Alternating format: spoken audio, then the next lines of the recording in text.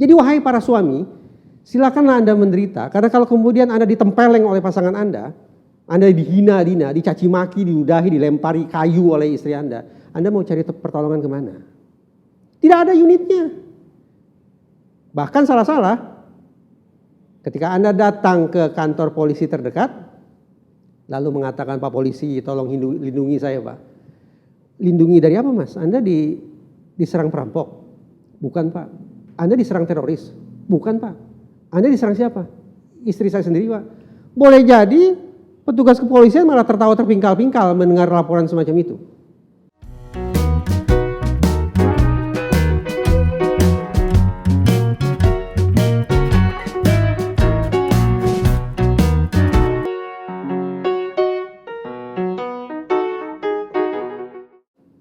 Ada ketidakadilan setiap kali kita bicara tentang kekerasan dalam rumah tangga, disingkat KDRT. Apa ketidakadilannya?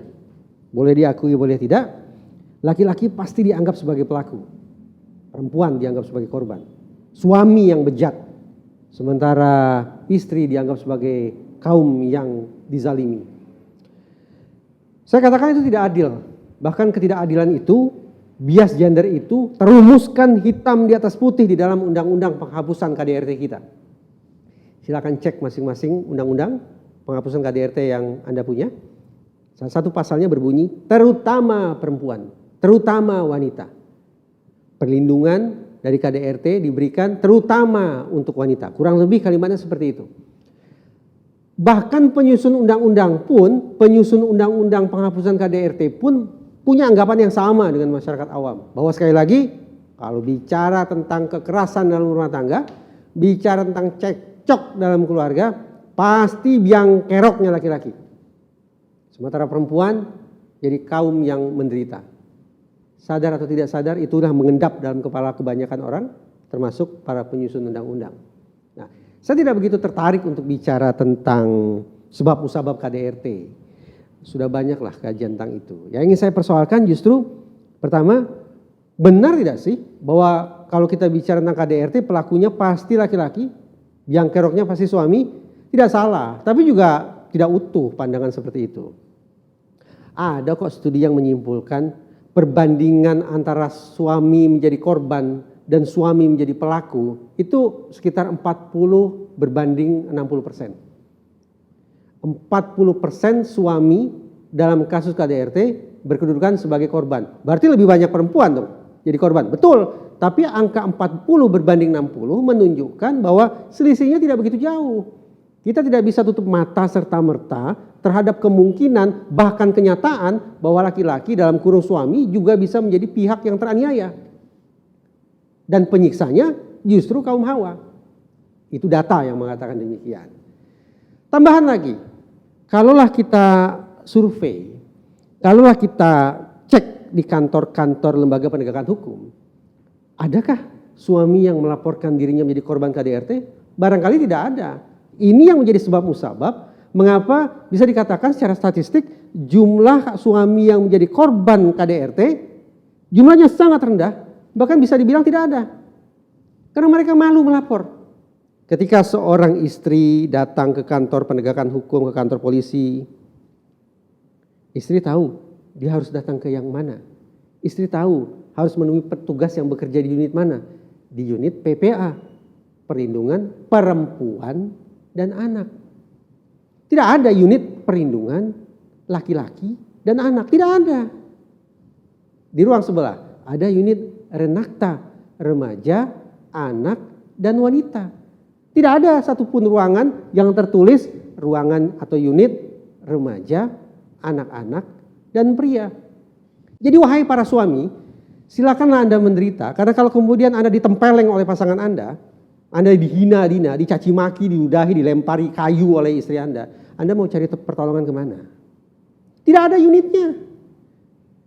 Bahkan salah-salah, ketika Anda datang ke kantor polisi terdekat, lalu mengatakan, Pak polisi tolong lindungi saya Pak. Lindungi dari apa Mas? Anda diserang perampok? Bukan Pak. Anda diserang teroris? Bukan Pak. Anda diserang siapa? Istri saya sendiri Pak. Boleh jadi petugas kepolisian malah tertawa terpingkal-pingkal mendengar laporan semacam itu. Kok bisa ya? laki-laki terus-menerus dianggap sebagai pelaku, sementara perempuan dianggap sebagai korban. Penjelasannya boleh jadi ada pada teorinya Sigmund Freud. Nah ini psikoanalisis. Psikoanalisis mazhab pertama dalam psikologi modern. Sigmund Freud disebut sebagai bapak psikologi modern. Barangkali penjelasan atau teori Sigmund Freud inilah yang menjadi akar pandangan bias terhadap laki-laki dan perempuan, terhadap suami dan istri. Apa kata Freud? Maaf ya, ini jadi agak-agak dewasa isunya. Laki-laki itu punya alat vital yang keluar. Simbolnya ofensif, menyerang. Sementara alat kelamin perempuan ke dalam, sifatnya defensif. Kata Freud, antara fisik dan psikis manusia saling berhubungan. Karena fisiknya dalam kurung alat vitalnya ofensif, maka pemikirannya juga ofensif. Itulah yang menjadikan konon laki-laki lebih agresif daripada perempuan. Sementara perempuan, alat kelaminnya ke dalam, defensif. Konon itulah penyebab mengapa perempuan cenderung nerimo. Kenapa perempuan, para istri cenderung jadi orang yang teraniaya? Karena defensif. Tidak hanya alat vitalnya, tapi juga mindsetnya. Nah, anggaplah ini teori usang. Teori yang tidak masuk akal. Sigmund Freud harus kita buang ke tong sampah. Psikoanalisis harus kita buang ke terserah kemana. Tapi kita menemukan jawabannya. Kita terperangkap dalam sebuah bias antar generasi. Andaikan kita bersepakat, ada istilah kesetaraan antara laki-laki dan perempuan, boleh jadi kita harus juga percaya bahwa tempo-tempo istrilah pelaku kekerasan, sementara perempuan, saya salah, boleh jadi perempuanlah pelaku kekerasan, laki-lakilah korban kekerasan. Istrilah sang penganiaya, suamilah yang teraniaya. Lantas, apakah pelaku KDRT akan masuk penjara? Belum tentu juga. Nah, kita pindah nih isunya. Begini, sayangnya di Indonesia belum begitu populer. Dalam khazanah psikologi, sebetulnya ada istilahnya juga bias nih. Istilahnya adalah battered women syndrome. Kita terjemahkan secara bebas. Sindroma perempuan yang teraniaya. Ada sebuah kasus di Jawa Timur. Seorang istri membacok suaminya berulang kali. Pakai golok sekitar leher. Perbuatan salah, perbuatan pidana yang tidak boleh ditiru. Kita membayangkan habis nasib si istri ini.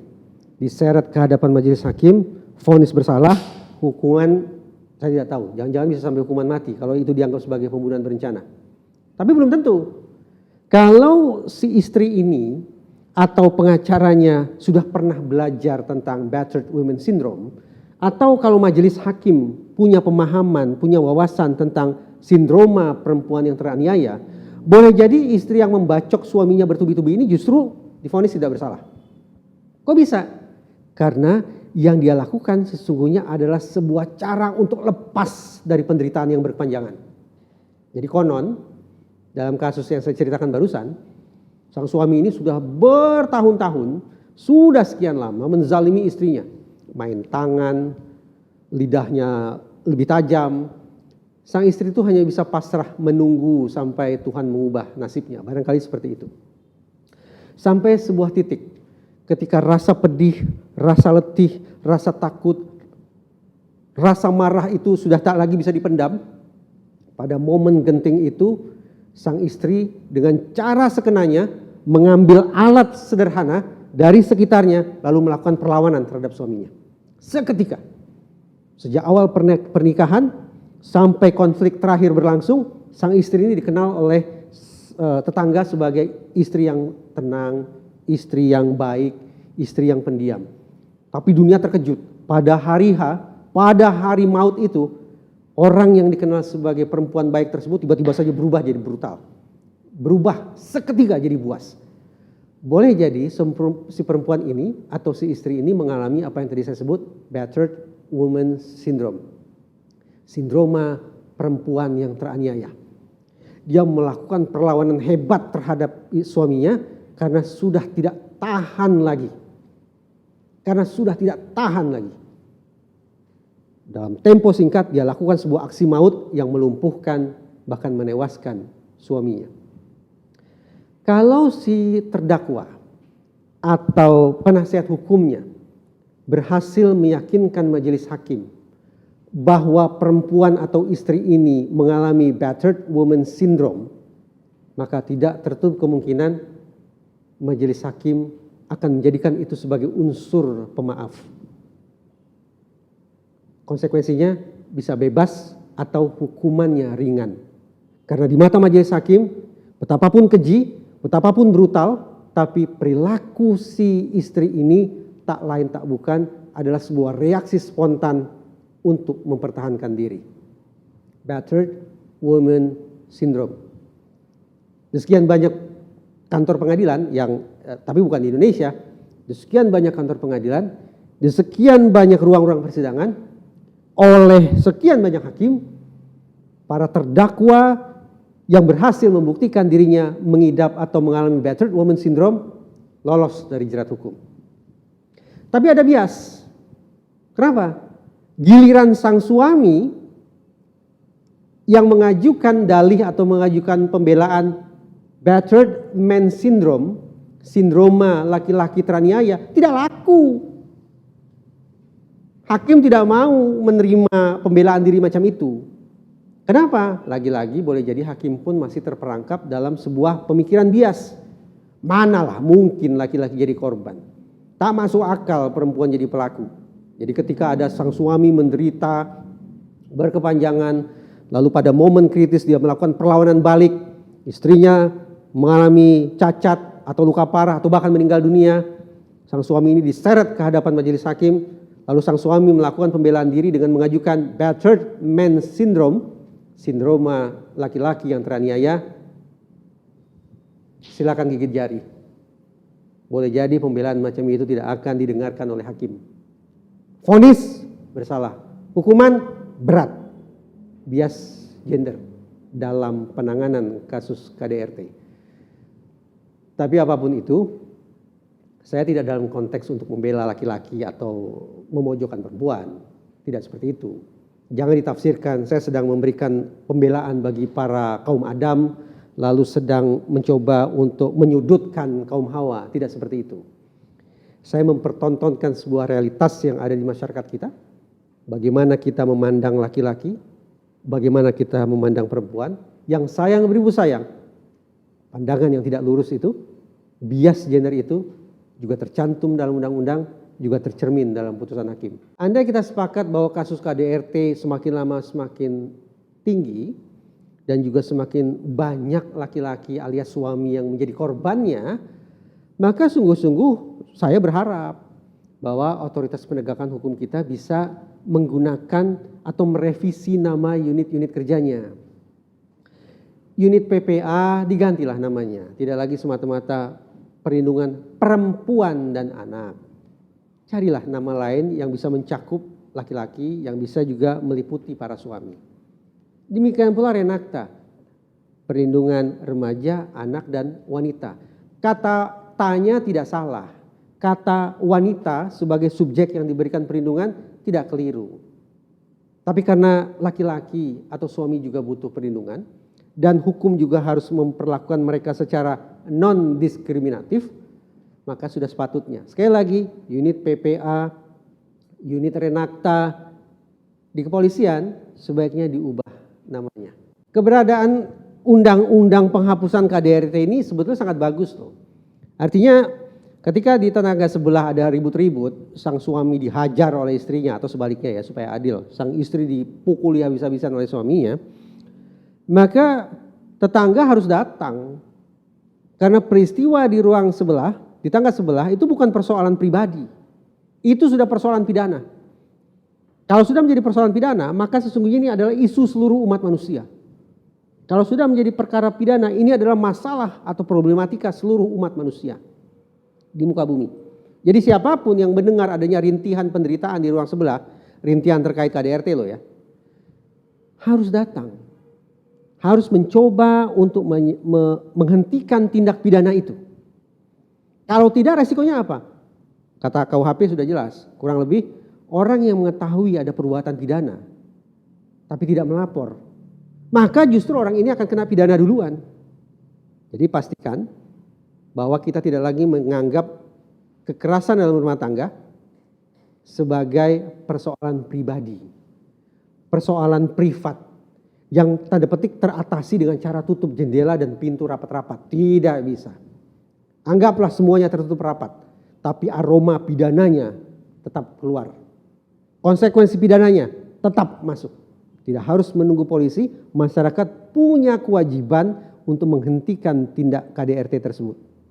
Kalau merasa tidak mampu karena dianggap akan ikut campur urusan orang, ya sudah lapor polisi paling tidak. Lapor RT supaya RT lapor polisi. Jadi pastikan KDRT, kekerasan dalam rumah tangga, bukan persoalan pribadi, bukan persoalan perdata, bukan urusan privat. Ini masalah pidana. Ancaman sanksinya hukuman badan alias penjara plus denda. Belum lagi ada sanksi sosialnya. Nah, saya ingin perluas sedikit ya. Kalau kita bicara KDRT ini tidak melulu hanya terkait dengan suami istri. Tidak melulu seperti itu. Undang-undang penghapusan KDRT sudah membuat batasan. Yang dimaksud dalam anggota rumah tangga itu siapa saja. Termasuk anak dan, ini penting, termasuk pembantu rumah tangga. Betapa mulianya, betapa idealnya harkat martabat asisten rumah tangga, pekerja domestik itu diangkat oleh undang-undang. Sehingga ketika mereka dianiaya oleh majikannya, ketika tidak dibayar gajinya, ketika dipaksa bekerja dari pagi sampai pagi tak pernah istirahat, maka sang asisten rumah tangga atau PRT ini bisa lapor ke polisi dengan pasal undang-undang penghapusan KDRT. Alhasil konsekuensi bagi masyarakat, demikian pula bagi otoritas penegakan hukum, jangan jadikan pembantu rumah tangga sebagai warga kelas 2. Mereka bisa menjadi korban dan mereka punya hak yang sama untuk mendapatkan perlindungan dari majikan mereka. Alhasil tanpa harus menunggu sampai ada undang-undang pekerja rumah tangga, kalau tidak salah seperti itu ya, rancangan undang-undang PRT, tanpa harus menunggu itu sebetulnya di Indonesia saat ini sudah ada undang-undang yang menaruh kepedulian terhadap asisten rumah tangga, memberikan perlindungan kepada mereka dari kemungkinan mengalami tindak pidana akibat ulah majikan mereka.